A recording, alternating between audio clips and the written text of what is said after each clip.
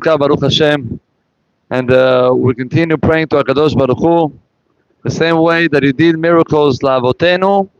He should do miracles to us בימים ההם, בזמן הזה, בעזרת Hashem. So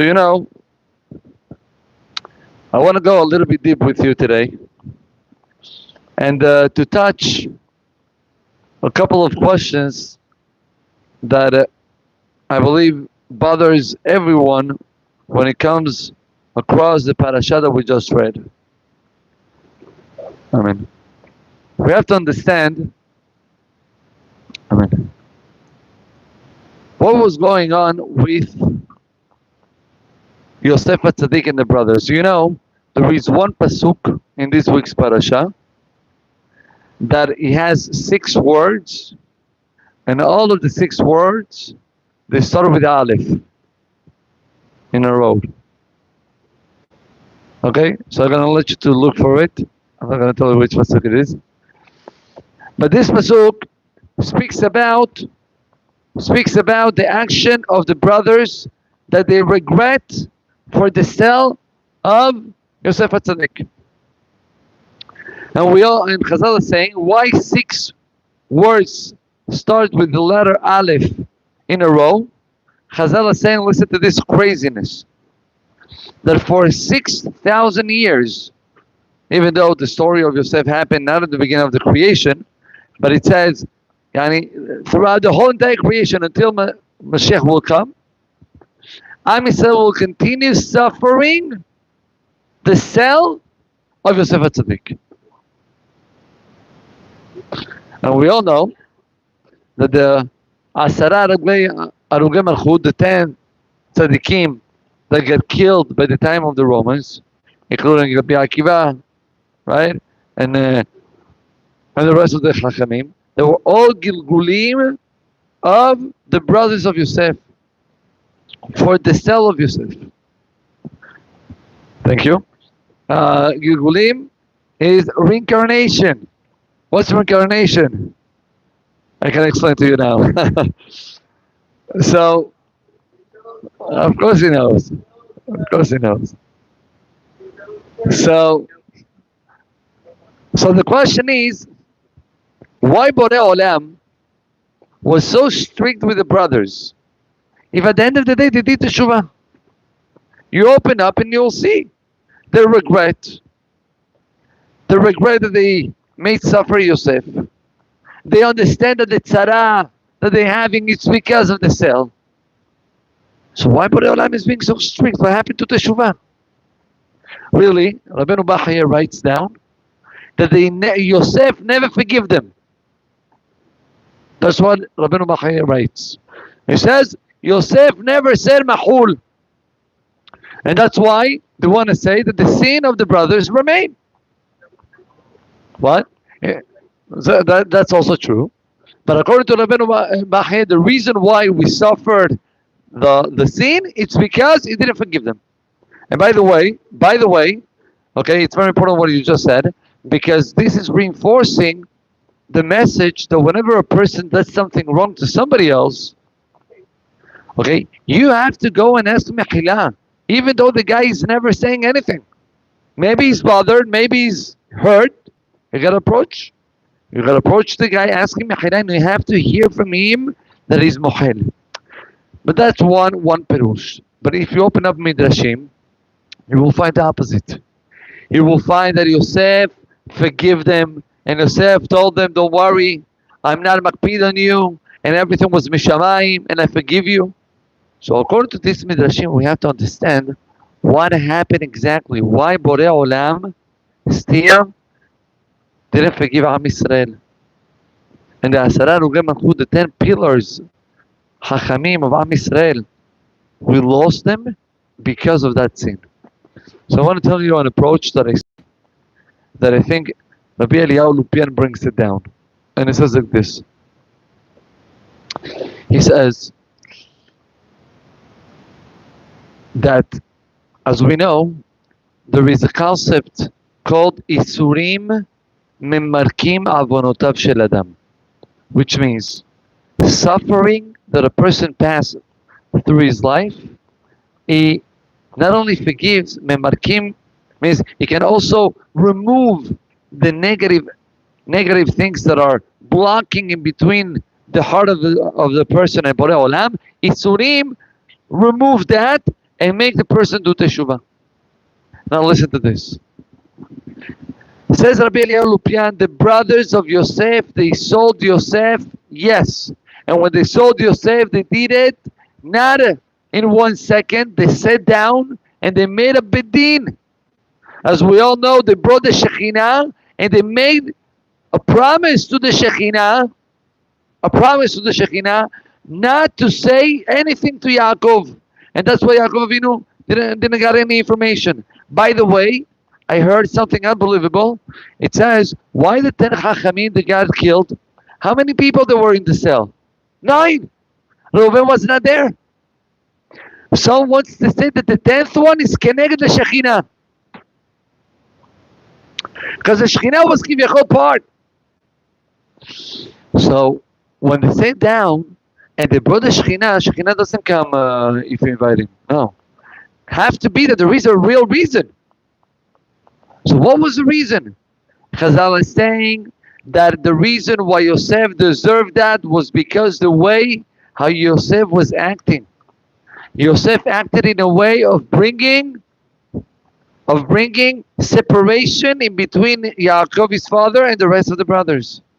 And we all know what Chazal is saying, that the brothers were scared that Yosef was trying to do the same thing that happened with Ishmael and Yitzhak, Yaakov and Esav, to kick out the rest and to continue with one. And that's why they consider Yosef as Moser. Rodef and Moser. Okay? So what happened?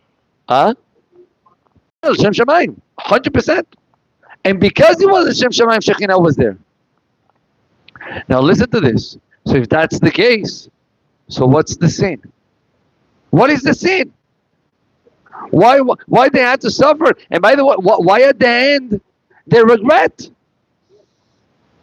Why at the end they regret?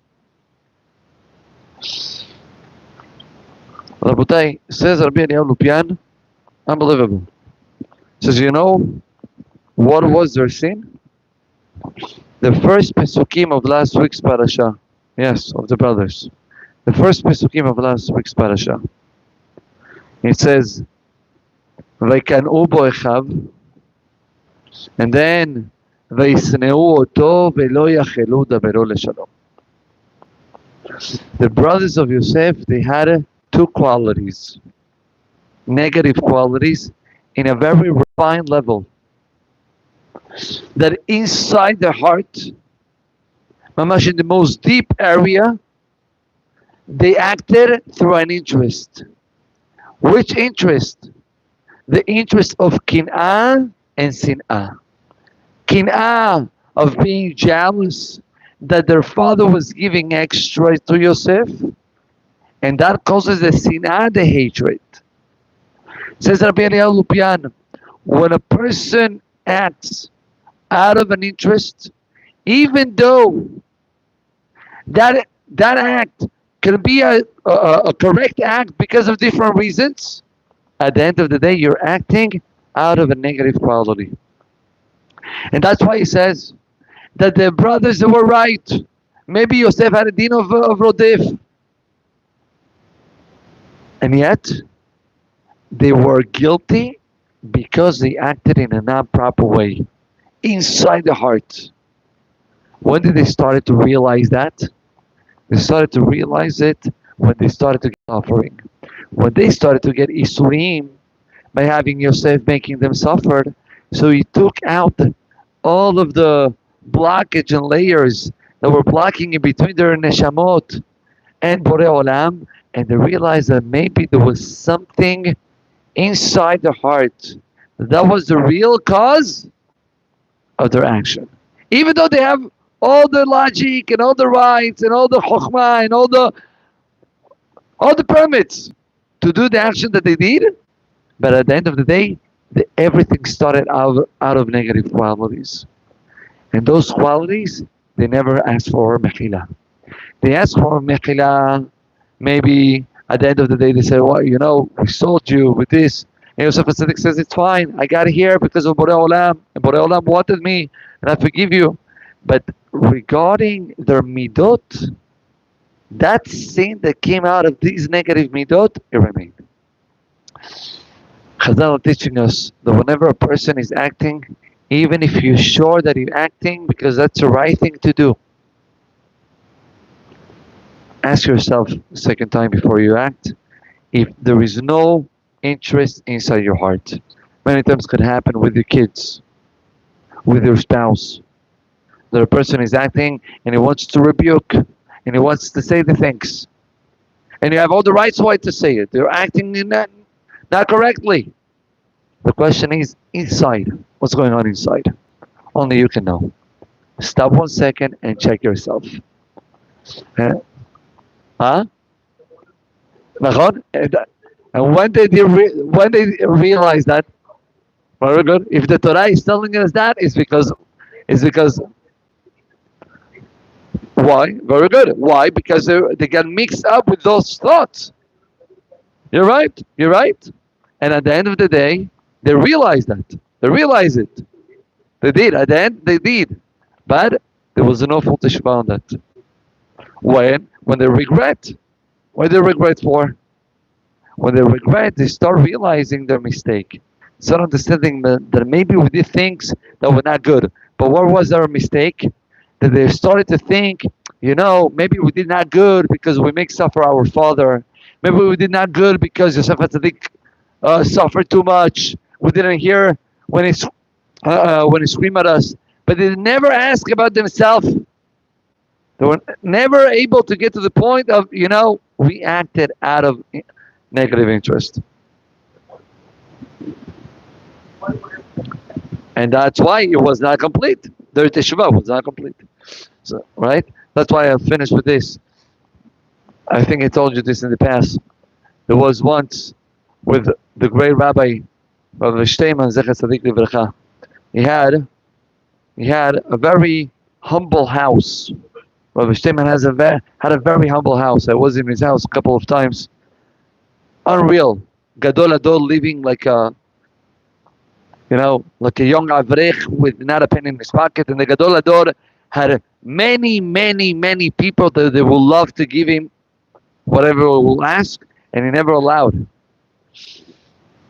So you were able to enter to his house, in and out, to go around the rooms. Nobody will tell you anything. One time, a grandson of him, he bought a bottle of Coke for himself. He was learning with his grandfather. It was coming almost every day. So he bought a bottle of Coke, right? And he put it in the refrigerator. He says, every time that he was coming, he was saying, psh, magic. The bottle was getting empty by its own. Yeah. Into words, people were coming, they were pouring into themselves. That was the situation. And the grandson was bothered. They're taking without permission. I don't let. So he put in big, please not to touch private. Private. People they continue drinking. Please don't touch Gezel. Gezel? Okay, well, they have their hashbonot. The people, when they say, it's fine, I know him, for sure he forgives me. Then they took. So one day, he wrote down, careful, this is poison for rats. Poison for rats. Nobody touched it. And he was happy. And every day he was pouring to himself. True story. He says, years pass since then. And one day, my grandfather was sitting down with me, learning Havluta. And we were talking about a certain sugya, with the rats. Maybe I think it was about Pesach, that the rats, they take the hametz. So he said, I'll give you an example. Imagine now there is a bottle of Coke, okay, and it says over there, warning, this is poison for rats. Now, you don't know if that's real poison for rats or it's hametz. What do? So the grandson realized that his grandfather was trying to be mochiach oto, to rebuke him about what he did. You know, this is gezeldat. You're lying to the people. And then the grandson went out and he says, wow, since that happened was a couple of years ago. And my grandfather didn't tell me a word. He waited until the right moment. Why? Because it's possible that if he was acting right away, he was acting out of interest. In my house, you're putting something in that. No interest. Nothing. I'm coming to rebuke Neto L'Shem Shamayim only. And that's the strong Musar skill. And when it comes to us, when it comes to our family, to our kids, to our wife, and you have to rebuke, take your time. Don't rebuke right away. Relax yourself, think twice, and then only when you're clean, then you can say a word. And דברים היוצאים מן הלב נכנסים ללב. ברוך ה' לעולם, אמן ואמן. רבי יוחנן